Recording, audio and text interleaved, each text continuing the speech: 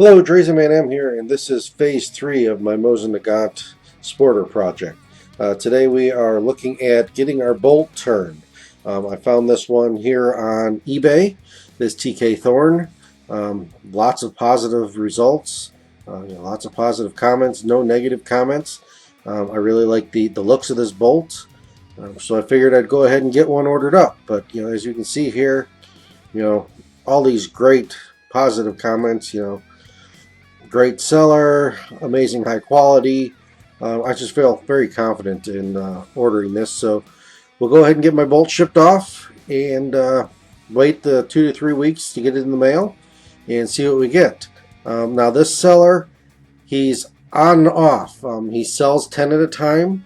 When he get those 10 orders are filled, he doesn't post again until he gets all those 10 orders done and back out to his customers. So if you don't see it right away, wait a couple weeks, a week or two, it should pop up again. But go ahead and get the bolt sent off, and let's see what I get. Alright, well, it's been 3 weeks and I got the bolt back today, and we'll see what we got here. With all the comments that he has on eBay, everything should look nice. Real good eBayer to deal with. Contacted me right away to let me know where to send it. Asked me questions as to what mount and stuff I was using to make sure that any clearance issues were taken care of on his end before he sent it back. I kind of gave him a rough idea of the direction I wanted to go with it, but I didn't want just a bent bolt for the Mosins. I wanted something a little bit more sporty looking. Let's take a look here. He's some shop towels here.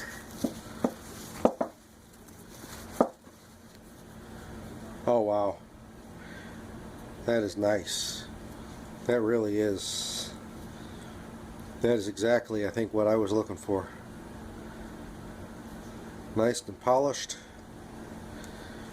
That should look nice on my rifle. Quality is really good.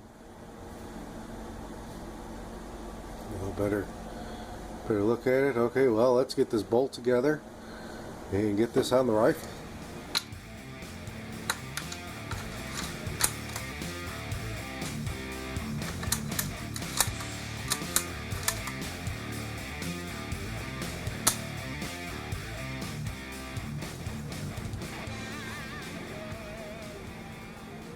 Absolutely gorgeous.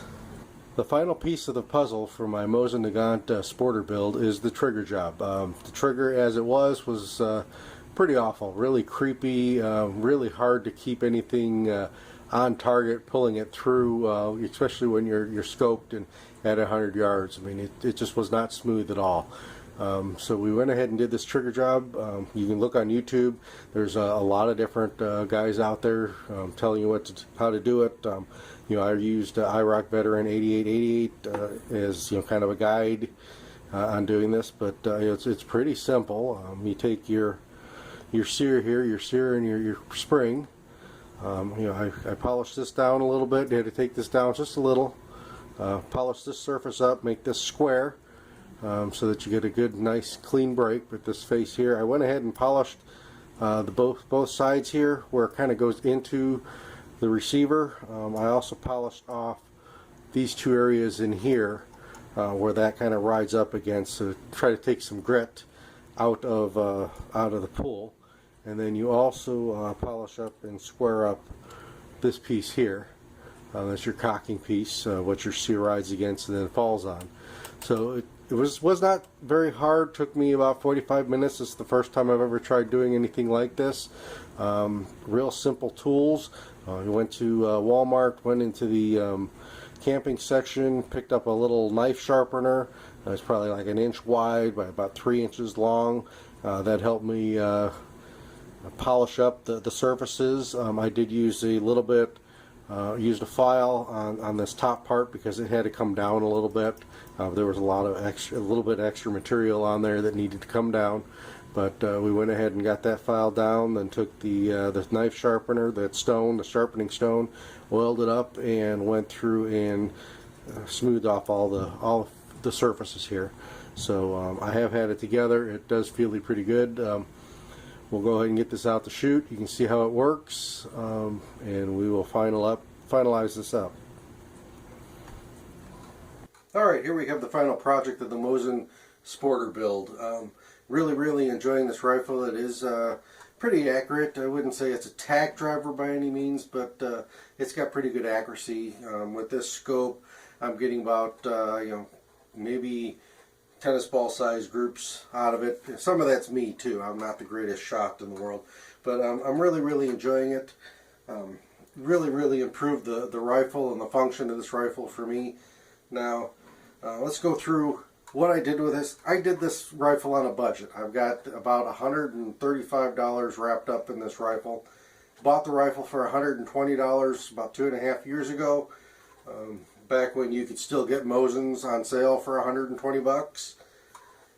The rings here I ended up buying. Those were $10, and I found this little holder here for my ammo at Walmart for like $2.50. So out of pocket, that's what I've got in it. I did some creative financing on the rest of it.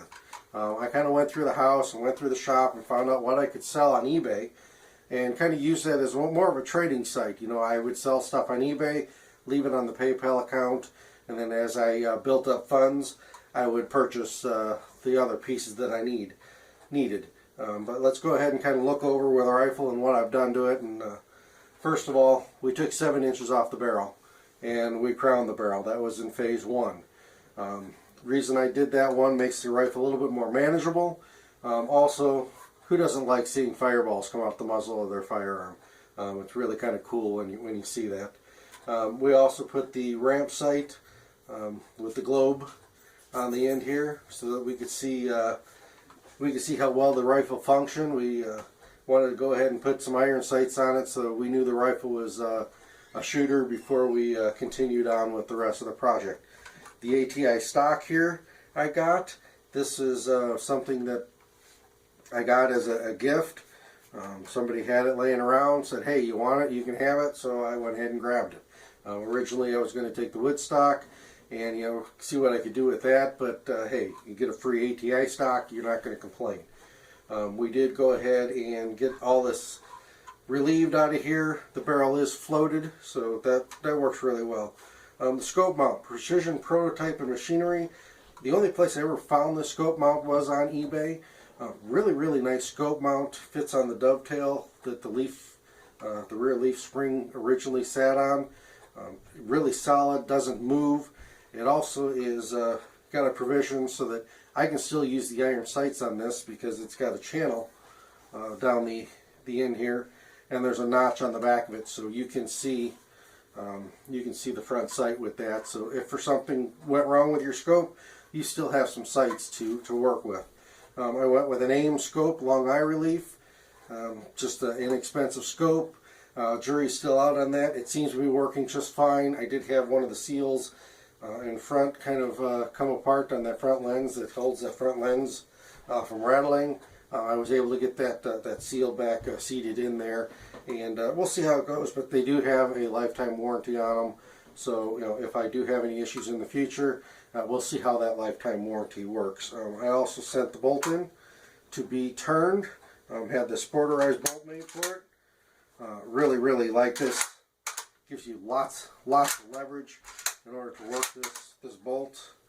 And then we went through, and Iraq Veteran 8888 has a video out there on how to do the trigger on that. I kind of showed you a little bit on that earlier in the video, but really lightened and crisped the trigger up. I mean, this is a much nicer and trigger than it was when I first got it. But that's the Mosin Sporter build. Really enjoyed the project. It didn't cost me a whole lot of money. Just do some alternative financing. Now, one of the questions you get, should you sporterize an old military surplus rifle? Short answer to that is, it's your rifle, do with it what you want. This was a Arsenal refinish, probably refinished sometime in the 70s. Everything was electropencil force matched to the receiver. The receiver and barrel are probably the 1943, but the rest of it could have been just spare parts laying around. Who knows? It was not necessarily the quintessential numbers matching Mosin that so many people are look for. The other thing it did have going for it, it was in a World War II stock and not a post-war stock, so I took that stock off and recycled it in my other Mosin here. But let's go ahead and show you some other ones here, rifles I have. Should you sporterize your rifle, like I said, it's your rifle, do with it what you will, but you have to remember what do you have and where the value lies. This is my other 9130. This is the World War II stock. This is another 1943. I put this stock on this rifle, kind of refinished the stock a little bit, left the cartouches and everything, made sure that I didn't take those off of there. This is a mostly numbers matching. The only number that doesn't match on this rifle is the floor plate on the magazine. That was actually struck out and restamped. So that's an earlier Arsenal refinish. But this is a pretty good shooter. It shoots well in the post-war stock. It wasn't shooting quite as well with this stock. I've shimmed it here. I haven't yet to get it out here to see how well it's going to shoot in the stock. But I've got it in its original military dress. This is very similar to what it would have come out in 1943 when it was going through the lines.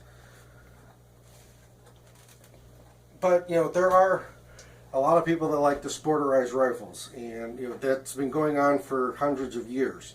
My dad's got a couple rolling blocks that are no longer military spec. They've all been sporterized.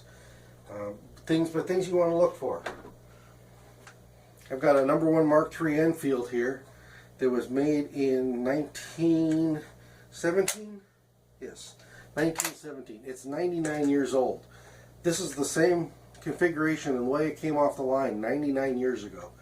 I have absolutely no plans of ever doing anything to sporterize this. I'm going to enjoy it the way it is. It's a great shooter. Really enjoy this rifle. But this is something that the value of this lies in the way it sits now. Nobody's touched this in 99 years. And the more people sporterize rifles, the fewer there are, the more they're worth.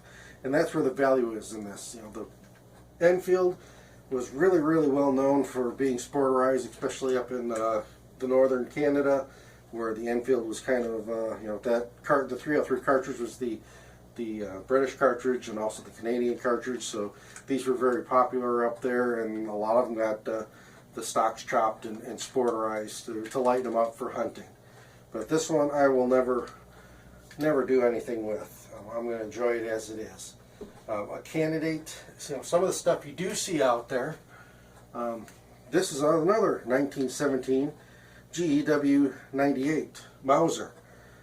This one has been extensively sporterized. This is something that was probably sporterized back in the 50s, maybe 60s. When the old gunsmith got a hold of it, he ended up finishing the sporterization on this. They put it in this beautiful walnut stock, had some really nice checkering. They had cut the barrel down, put the ramp sight on the front, they put the peephole sight on the rear. Really nice setup, but they didn't bed the rifle into the stock, so the stock was starting to crack in a couple areas. They didn't do anything with the trigger on it. It still had the military trigger on it. So this is one that he picked up for $100 at the time. Nowadays dollars are probably about $250 for something done this nice. And then he finished the sporterization on it. He went through and put a Timney safety on it. He put a Timney trigger in it. He bedded the rifle to the stock so that the action's no longer going to move around in that wood stock. And this Timney trigger, it's a sweet trigger. He also took the military handguard, finger guard here, and shaved it down. Kind of narrowed it up, didn't make it so big and bulky and blocky that the original 98 Mauser. But this is one out there that you maybe find you can finish sporterizing it. It makes a great hunting rifle. Really fun at the range to go out and shoot. A 99-year-old rifle still shoots as well today as it did then.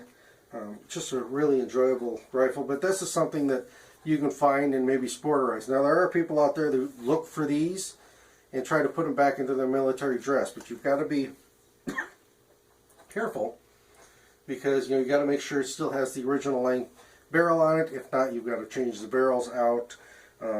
This one's been tapped and drilled and tapped to put this sight on there.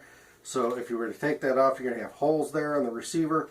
Those would have to be TIG weld, and things would have to be re-blued. But there's guys out there looking for old sporter rifles that maybe just somebody chopped the stock on and didn't do much else to, and they're putting them back into military configuration so that they can get top dollar out of them. Another one here would be a really good candidate for sporterization. Now this one I'm just going to repair and enjoy it as it is.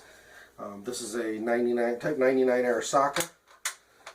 Really neat rifle. But it's got a cracked stock and it's not shootable as it is. This would be a good candidate if you're able to find an old Mauser or old Arisaka, or some of the old Enfields or something with a cracked stock in it. There's aftermarket stocks on there that you can buy, and you can sporterize those. This one with the cracked stock I'm hoping to fix. If not, we'll have to replace the stock on it. But this would be a candidate for sporterization because it does have damage on it and it's not a shooter right now. So we'll get this one fixed and shoot, but that's one of the next projects coming up. So now, should you sporterize your rifle? It's your rifle. Do with it what you want. Just remember that sometimes the value lies in being in its original configuration, because they've been sporterized so much over the years. There's not as many examples out there of original configuration rifles. This is 45 Alpha Charlie Papa channel. I'm signing out, and just remember, if you're not making any mistakes, you're not learning anything new.